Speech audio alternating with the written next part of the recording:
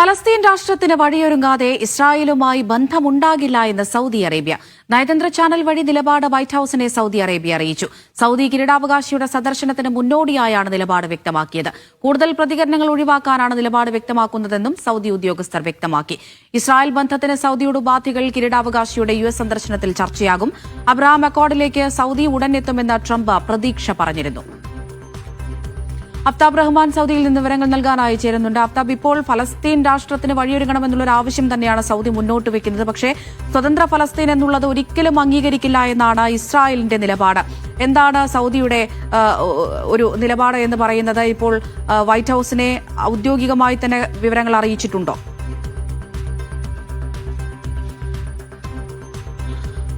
അമൃത, വരുന്ന ചൊവ്വാഴ്ച സൗദി കിരീടാവകാശി യുഎസിലേക്ക് സന്ദർശനത്തിന് ഒരുങ്ങുകയാണ്. ഈ സന്ദർശനത്തെ ട്രംപ് വിശേഷിപ്പിക്കുന്നത് തങ്ങളുടെ ഒരു സുഹൃത്ത് സൗദി അറേബ്യ യുഎസിലേക്ക് എത്തുകയാണ്, അവർക്ക് മികച്ച ആദരവ് നൽകാൻ പോകുന്നു എന്നാണ് അദ്ദേഹം കഴിഞ്ഞ ദിവസം പറഞ്ഞിരുന്നത്. അതിന്റെ കൂട്ടത്തിൽ അദ്ദേഹം ചേർത്ത് വെച്ചൊരു കാര്യം, റിപ്പോർട്ടർമാർ ചോദിച്ചൊരു കാര്യം, അബ്രഹാം അക്കോർഡിലേക്ക് സൗദി അറേബ്യ എത്തുമെന്ന ചോദ്യത്തിന് അദ്ദേഹം എത്തുമെന്നുള്ളതാണ് കഴിഞ്ഞ കുറെ ആഴ്ചകളായി പ്രകടിപ്പിക്കുന്ന ശുഭാപ്തി വിശ്വാസം.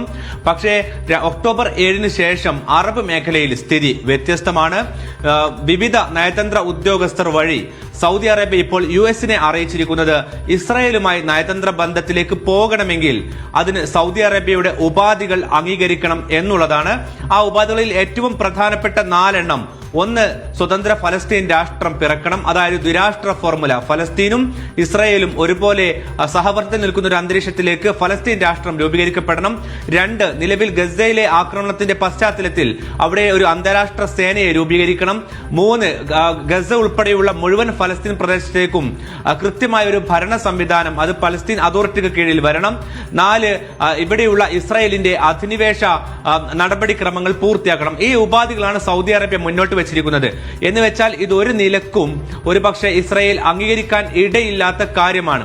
പക്ഷേ നേരത്തെ MC നാസർ കഴിഞ്ഞ റിപ്പോർട്ടിൽ സൂചിപ്പിച്ചതുപോലെ തന്നെ ഇപ്പോൾ നടന്നുകൊണ്ടിരിക്കുന്ന ഇസ്രായേലിനകത്ത് നിന്ന് വരുന്ന പ്രതികരണങ്ങൾ സൗദി അറേബ്യക്ക് കൂടി ഉള്ളതാണ് എന്നുള്ളതാണ് ഏറ്റവും പ്രധാനപ്പെട്ട കാരണം. കാരണം സൗദി അറേബ്യ ഫലസ്തീൻ രാഷ്ട്രത്തെ അംഗീകരിക്കണമെന്ന് പറയുമ്പോൾ കഴിഞ്ഞ ദിവസങ്ങളിൽ വന്ന ഇസ്രായേലിന്റെ പ്രതികരണം ഇതിന്റെ ചുവട് പിടിച്ചുകൊണ്ടാണ്. അതായത് സൗദി അറേബ്യ ഫലസ്തീൻ രാഷ്ട്രം രൂപീകരിച്ചാൽ മാത്രമേ ഇസ്രായേലുമായി ബന്ധത്തിലേക്ക് പോകൂ എന്ന് പറയുമ്പോൾ ഇസ്രായേൽ പ്രധാനമന്ത്രിയായ ബെന്യാമിൻ നെതന്യാഹു ഇതിന് മറുപടി പറയണമെന്ന് ബെൻഗവീർ ഉൾപ്പെടെയുള്ള അവിടെയുള്ള തീവ്രവാദികളായിട്ടുള്ള ഭരണപക്ഷത്തുള്ള അവരുടെ സഖ്യകക്ഷികൾ ആവശ്യപ്പെട്ടുകൊണ്ടിരിക്കുന്നുണ്ട്.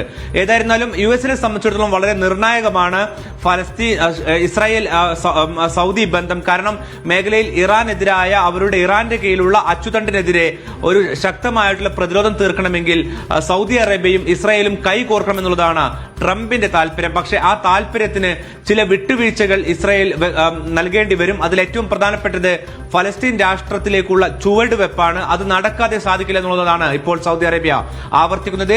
ഇതിന് പ്രധാനപ്പെട്ട കാരണം നേരത്തെ സൗദി ഒരു ഘട്ടമുണ്ടായിരുന്നു. ആ ഘട്ടത്തിലാണ് ഒക്ടോബർ 7 ആക്രമണം നടക്കുന്നത്. അതിനുശേഷം നടന്ന ഗസ വംശഹത്യ അറബ് മേഖലയിൽ ഉണ്ടാക്കിയ പ്രത്യാഘാതം അല്ലെങ്കിൽ പ്രതികരണം അത് ഏറ്റവും രൂക്ഷമായ അവസ്ഥയിലാണ് ഇപ്പോഴും നിലനിൽക്കുന്നത്. അതുകൊണ്ട് അറബ് ഭരണാധികാരികൾക്ക് അത് മറികടന്നുകൊണ്ട് ഒരു തീരുമാനമെടുത്തുകൊണ്ട് മുന്നോട്ട് പോകാൻ ഒരു കാരണവശാലും സാധിക്കില്ല. അറബ് നയതന്ത്ര ഉദ്യോഗസ്ഥരും ഒപ്പം തന്നെ ഈ രക്ഷകരും ചൂണ്ടിക്കാണിക്കുന്ന ഒരു പ്രധാനപ്പെട്ട കാര്യം, ഇങ്ങനെ ഫലസ്തീൻ രാഷ്ട്രം രൂപീകരിക്കാതെ സൗദി അറേബ്യ ഉൾപ്പെടെയുള്ള രാഷ്ട്രങ്ങൾ ഇസ്രായേലിനെ അംഗീകരിക്കുന്ന ഒരു ഘട്ടത്തിലേക്ക് പോയി കഴിഞ്ഞാൽ അത് ഓരോ രാഷ്ട്രങ്ങളുടെയും ദേശസുരക്ഷ. ശരി, അഫ്താബ് റഹ്മാനാണ് ഒരു നിലക്കും ഇസ്രായേലുമായി ബന്ധത്തിലേക്ക് പോകാൻ സാധിക്കില്ല എന്നുള്ളതാണ്.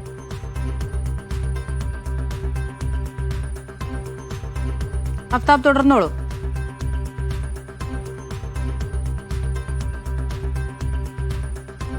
ഇതിൽ രണ്ടാമത്തെ പ്രധാനപ്പെട്ട ഒരു കാര്യം, ഇസ്രായേലുമായി നയതന്ത്ര ബന്ധം സ്ഥാപിച്ചില്ലെങ്കിൽ സൗദി അറേബ്യക്ക് ആവശ്യമായ F-35 ഉൾപ്പെടെയുള്ള യുദ്ധവിമാനങ്ങൾ, അതോടൊപ്പം തന്നെ പടക്കോപ്പുകൾ, പ്രതിരോധ ആയുധങ്ങൾ നൽകില്ല എന്നുള്ളത് നേരത്തെ US കോൺഗ്രസ് അറിയിച്ചിരുന്നതാണ്. മാത്രവുമല്ല US കോൺഗ്രസിന്റെ അനുമതിയില്ലാതെ സൗദി അറേബ്യക്ക് ആയുധങ്ങൾ നൽകാനും സാധിക്കില്ല എന്നുള്ളതും നേരത്തെ US അറിയിച്ചിരുന്നതാണ്. അതിന് പ്രധാനപ്പെട്ട കാരണം നേരത്തെ ഇറാൻ അതേപോലെ തന്നെ ലെബനോനിലെ ഹിസ്ബുള്ള, യമൻ തുടങ്ങിയ പ്രതിസന്ധികൾ സൗദി അറേബ്യക്ക് ചുറ്റുമുണ്ടായിരുന്നു. അത്തരമൊരു പ്രതിസന്ധി സാഹചര്യം നിലവിലില്ല. അതുകൊണ്ട് സൗദി അറേബ്യക്ക് ആയുധങ്ങൾ നൽകേണ്ടതില്ല എന്നുള്ളതാണ് US കോൺഗ്രസിന്റെ നിലവിലുള്ള നിലപാട്. പക്ഷേ ഇതിനെ മറികടന്നുകൊണ്ട് ട്രംപ് അദ്ദേഹം നേരത്തെ ഉപയോഗിച്ചതുപോലെയുള്ള എക്സിക്യൂട്ടീവ് ഓർഡറുകൾ ഉപയോഗിച്ചുകൊണ്ട് F-35 ഉൾപ്പെടെയുള്ള അത്യാധുനിക യുദ്ധവിമാനങ്ങൾ സൗദി അറേബ്യക്ക് നൽകുവാനുള്ള സാധ്യത കൂടി ഈ ചർച്ചയിൽ വരാനിരിക്കുന്ന ചൊവ്വാഴ്ച നടക്കുന്ന സന്ദർശനത്തിൽ സാധ്യതയുണ്ട്. അത് ട്രംപ് സൂചിപ്പിക്കുന്നുണ്ട്. F-35 ആവശ്യപ്പെട്ടിട്ടുണ്ട്, ഒന്നല്ല പല എണ്ണം ആവശ്യപ്പെടുന്നുണ്ട്. അതുകൊണ്ട് അവർക്കത് കൊടുക്കുന്ന കാര്യം താൻ പരിഗണിക്കുന്നുണ്ട് എന്നുള്ളതാണ് അദ്ദേഹം ചൂണ്ടിക്കാട്ടിയ കാര്യം. അതുകൊണ്ട് തന്നെ ട്രംപും സൗദി അറേബ്യയും തമ്മിലുള്ള ബന്ധം ഒരു US പ്രസിഡന്റും സൗദി അറേബ്യയും തമ്മിലുള്ള ബന്ധത്തിൽ നിന്നും വ്യത്യസ്തമാണ്. ട്രംപ് ഒരു ബിസിനസ്സുകാരനാണ്. സൗദി അറേബ്യക്ക് അകത്ത് പോലും ട്രംപിന് ബിസിനസ് താല്പര്യങ്ങളുണ്ട്. അതുകൊണ്ട് തന്നെ സൗദി അറേബ്യയുടെ ആഗ്രഹങ്ങളും താല്പര്യങ്ങളും ഒരുപക്ഷെ പരിഗണിക്കുന്ന ഒരു കൂടിക്കാഴ്ചക്ക് കൂടിയായിരിക്കും